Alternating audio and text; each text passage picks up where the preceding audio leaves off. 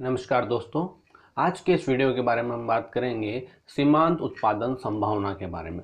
सीमांत उत्पादन संभावना, तो सबसे पहले हम बात कर लेते हैं कि उत्पादन क्या होता है।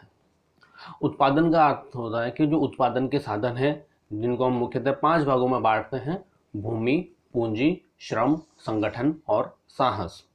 इन साधनों का उपयोग करके कुछ ऐसी वस्तुओं का निर्माण करना, सर्जन करना जिनसे उपयोगिताएं प्राप्त हों और आवश्यकताओं को पूरा करने की क्षमता उनमें हो। तो ऐसी गुणवत्तावान उपयोगिताओं का सर्जन करना या उनमें वृद्धि करना उत्पादन कहलाता है। अब चूंकि विश्व में, संसार में संसाधन दुर्लभ हैं, सीमित हैं, कम हैं और उनके वैकल्पिक संयोग संभव हैं और हमारी जो आवश्यकताएं हैं वो अधिक है। अर्थशास्त्र क्या करता है?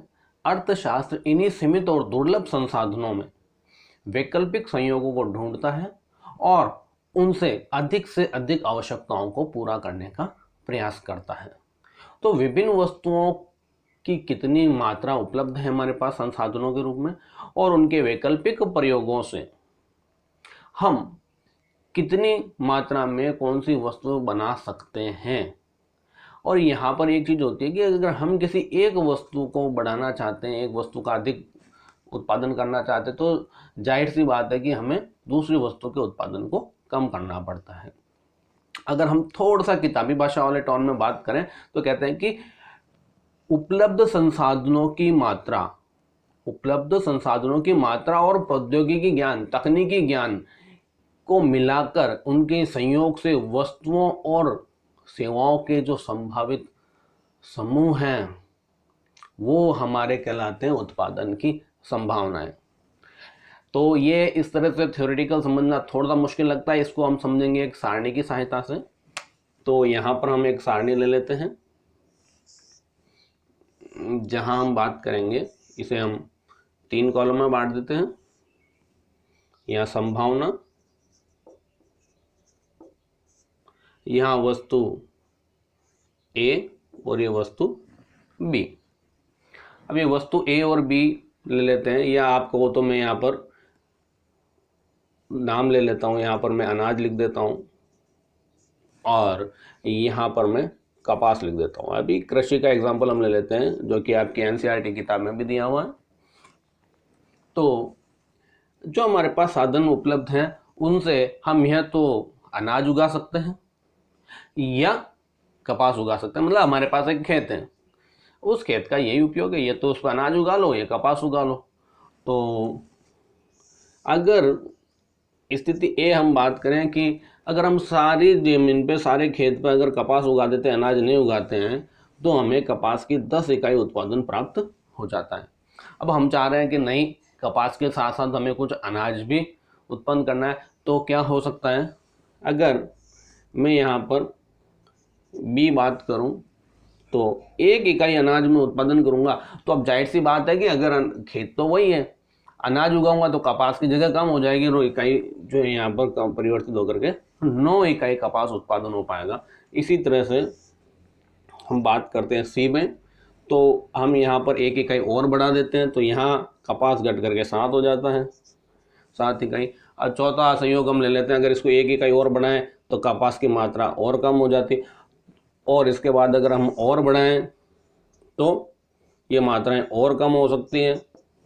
जैसे हम अगर इसको 4 इकाई अनाज की प्राप्त करना चाहे तो हो सकता है कि कपास जो है वो इकाई बिल्कुल शून्य हो। तो यहाँ पर हमने देखा कि हमारे पास जो सीमित संसाधन है उससे अलग अलग संभावनाएं हैं दो वस्तुओं के उत्पादन को लेकर के, वो उनके वैकल्पिक उपयोगों पर निर्भर करती हैं। लेकिन यहाँ पर एक बाहर हो गई बात कि अगर हम किसी एक वस्तु की मात्रा में वृद्धि करते हैं तो दूसरी वस्तु की मात्रा में स्वतः ही कमी करनी पड़ेगी या कमी हो जाएगी, क्योंकि संसाधन सीमित है। ये जो सारणी है ये उत्पादन के विभिन्न संभावनाओं को दर्शाती है। उत्पादन की इन्हीं संभावनाओं के समूह को, इस अनुसूची को हम एक वक्र की सहायता से समझने का प्रयास करते हैं। और यहाँ पर हम एक वक्र ले लेते हैं जहाँ पर हम एक्स अक्ष के ऊपर अनाज ले लेते हैं और y अक्ष पर कपास ले लेते हैं। और इस अनुसूची की सहायता से जब एक हम मुक्त हस्तरेखा वक्र बनाएंगे, अर्थात इन मात्राओं के संयोगों को दर्शाने वाले बिंदुओं को मिलाने वाला बिंदु पथ जब हम बनाएंगे तो वो कुछ इस प्रकार होता है।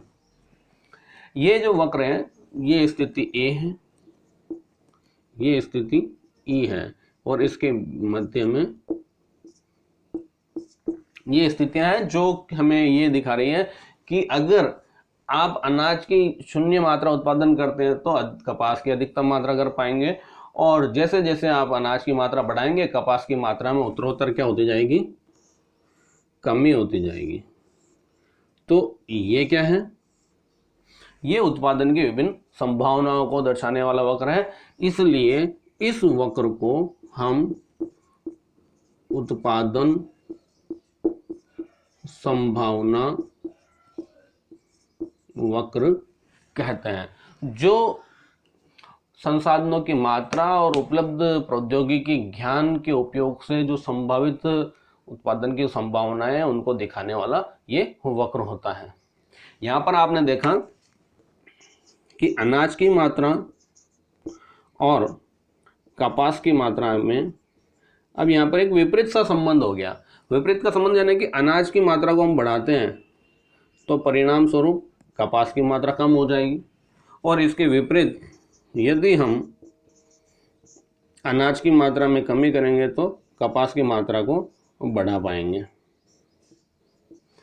तो यहाँ पर क्या हो रहा है, हमने देखो कि यहाँ पर इकाई इकाई परिवर्तन किया है। 0 था, फिर 1 इकाई किया, फिर 2 इकाई, फिर 3 इकाई, फिर 4 इकाई। तो इससे एक जो सिंपल सा एक और कंसेप्ट हमारे सामने आता है, वो आता है अवसर लागत का, अपॉर्चुनिटी कॉस्ट, अवसर लागत। अब ये अवसर लागत क्या होती है कि यदि मैं किसी वस्तु की 1 इकाई वृद्धि करता हूं तो उसके लिए मुझे दूसरी वस्तु की कुछ मात्रा का त्याग करना पड़ेगा। वो अपॉर्चुनिटी, वो अवसर उत्पादन का मुझे खोना पड़ेगा। जैसे कि मैं यहाँ पर अनाज की यदि 1 इकाई प्राप्त करता हूँ तो उसके लिए मुझे कपास की 1 इकाई का त्याग करना पड़ेगा। ये यहाँ पर मैं अगर अनाज की तीसरी इकाई प्राप्त करना चाहता हूँ तो उसके लिए मुझे 7 की जगह 4 इकाई कपास अर्थात 3 इकाई कपास की त्यागनी पड़ेगी। अर्थात यहाँ पर किसी वस्तु की 1 इकाई मात्रा को बढ़ाने के लिए दूसरी वस्तु की जितनी मात्रा को त्यागना पड़ता है उसे हम उसकी अवसर लागत कहते हैं। तो यहाँ पर भी आपने देखा कि पिछले टॉपिक की तरह यहाँ भी जो समस्या है वो चयन किया जाती है कि उत्पादन की जो विभिन्न संभावनाएं हैं उनमें से किस संभावना का चयन किया जाए। तो अर्थशास्त्र फिर वापस उसी मूल समस्या पर बात करता है, चयन की। तो उम्मीद करता हूँ आपको इस वीडियो में समझ में आ गया होगा कि उत्पादन क्या होता है, उत्पादन संभावना क्या होती है, उत्पादन संभावना सेट किसे कहते हैं, उत्पादन संभावना वक्र क्या कहता है और अवसर लागत क्या होती है। तो इसके बाद अगले वीडियो में जो हम बात करेंगे वो करेंगे हम आर्थिक क्रियाकलापों का आयोजन। ये वीडियो आपको अच्छी लगी हो तो लाइक कीजिए, चैनल को सब्सक्राइब कीजिए, और अब तक बेल आइकन नहीं दबाया हो तो नए वीडियो को सबसे पहले प्राप्त करने के बेल आइकन दबाएं, और हाँ, अपने दोस्तों के साथ शेयर करना बिल्कुल ना भूलें। धन्यवाद।